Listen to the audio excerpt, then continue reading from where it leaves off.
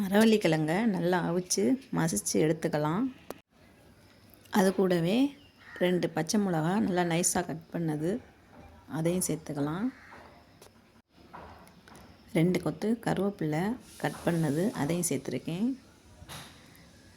சின்ன வெங்காயம் நறுக்குனது அதையும் சேர்த்துக்குவோம். உப்பு தேவைக்கேற்ப சேர்த்துக்கலாம்.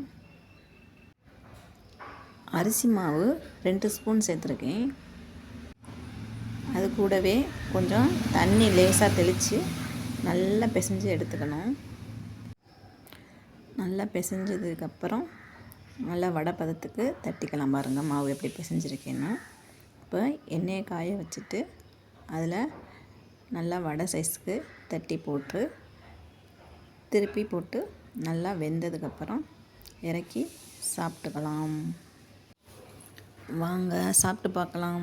வீடியோ பிடிச்சிருந்தா லைக் பண்ணுங்கள், கமெண்ட் பண்ணுங்கள், சப்ஸ்கிரைப் பட்டனை மறந்துடாமல் அழுத்திடுங்க.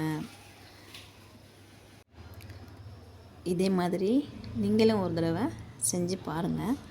நல்லா பஞ்சு போல் சூப்பராக மொறுமொறுன்னு வந்திருக்கு பாருங்கள் வடை.